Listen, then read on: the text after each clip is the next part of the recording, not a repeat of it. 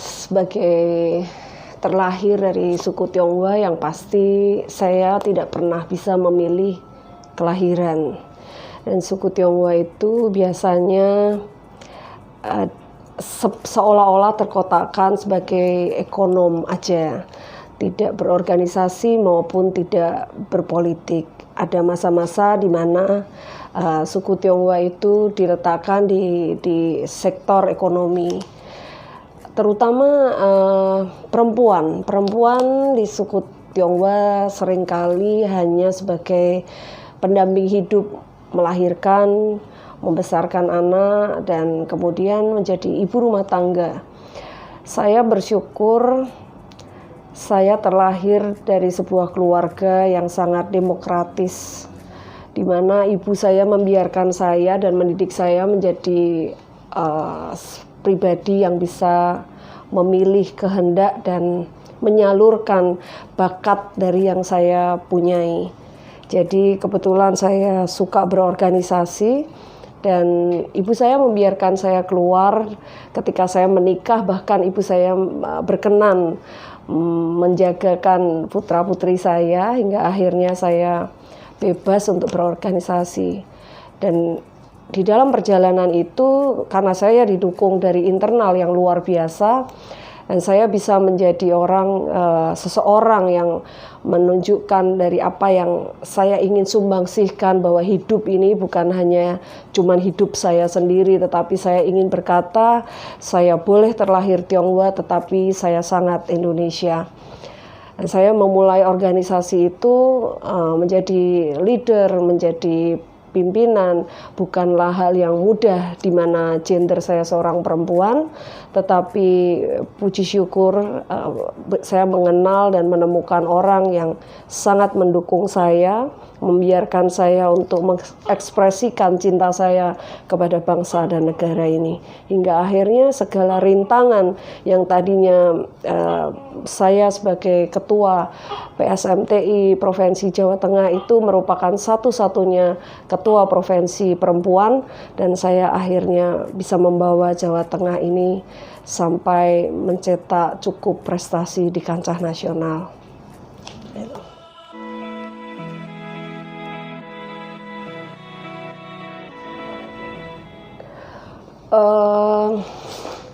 PSMTI ini sebuah rumah besar suku Tionghoa, di mana setiap warga negara Indonesia keturunan Tionghoa semestinya itu menjadi anggota dari PSMTI, tetapi kita ini kan bebas memilih hendak berorganisasi dan meletakkan dirinya pada organisasi apapun.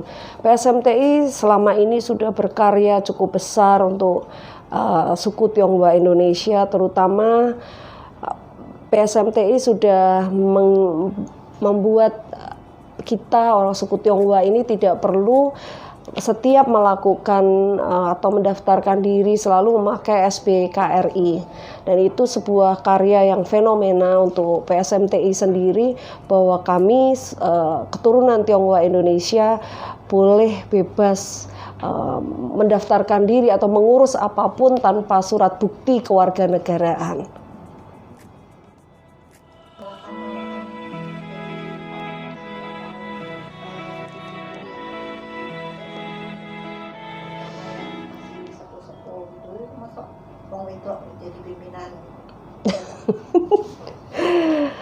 Kepemimpinan seorang wanita, saya rasa tidak hanya terhalang suku Tionghoa, tetapi pemimpin perempuan atau wanita itu memang mengalami hambatan-hambatan di masyarakat yang cukup lumayan, karena apapun untuk menjadi seorang pemimpin perempuan berkegiatan di luar rumah itu tidaklah hal yang mudah. Terutama banyak orang-orang yang lebih merasa kompeten dibanding raga dari seorang perempuan. Namun zaman sekarang perempuan tetap mempunyai hak yang sama, bahkan suara perempuan itu sangat dihargai dimanapun, di organisasi ataupun partai politik, begitu.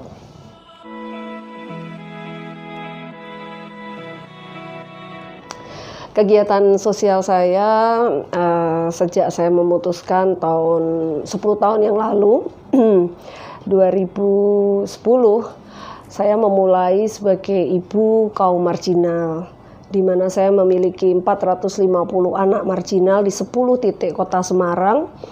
Dan saya bersama volunteer-volunteer dari yayasan saya mengajarkan banyak hal kepada anak-anak marginal, di mana sebelum kita dihimbau untuk pembentukan karakter, saya 10 tahun yang lalu sudah mengajarkan yang saya beri nama karakter building, di mana anak-anak jalanan, anak-anak marginal itu kita ajarkan hal yang paling kecil, mengatakan terima kasih dan maaf. Nah, hal-hal seperti itulah yang kami ajarkan ke anak-anak marginal. Kemudian kami mengajarkan kepada ibu-ibunya, di mana seorang perempuan dan ibu itu menjadi tiang dari sebuah rumah tangga, bahkan perempuan itu menjadi tiang dari sebuah negara yang cukup besar. Begitu.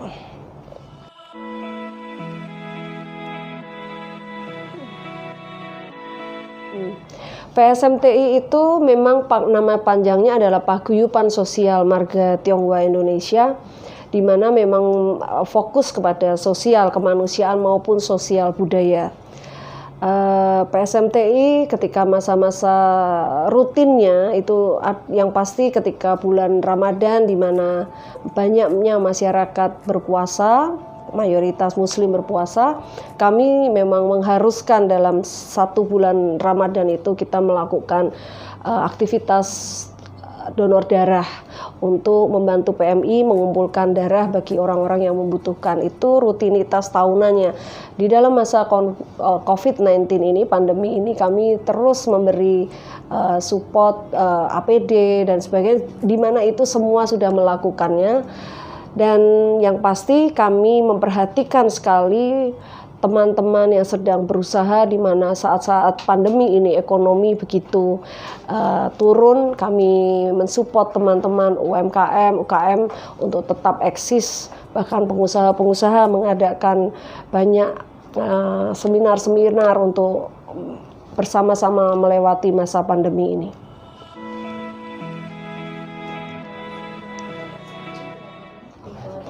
Di Jawa Tengah saat ini anggota PSMTI baru 2.200 orang.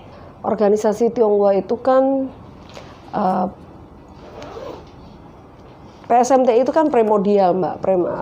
PSMTI itu tidak begitu mudah dengan adanya sejarah-sejarah di bangsa ini, yang dimana banyak orang-orang yang senior begitu ketakutan ketika diajak berorganisasi. Adanya masa-masa kelam suku Tionghoa di Indonesia. Senior-senior usia di atas 60, 50, 70, 60, 70 dan ke atas masih ada trauma-trauma dalam berorganisasi. Tetapi kalau usia 40 ke bawah itu mereka masih sangat fresh dan nilai kebangsaannya cukup tinggi. Karena kenapa? Ada masa-masa kelam 98, 65 itu membuat suku-suku Tionghoa, orang-orang agak takut untuk berorganisasi. Generasi muda inilah yang kita himbau dan push untuk mencintai bangsa dan negara ini dengan berorganisasi. Tidak hanya fasih dalam ekonomi, tetapi harus tahu memberi bagian hidupnya sebagai warga negara, ikut membangun bangsa dan negara dengan organisasi. Begitu.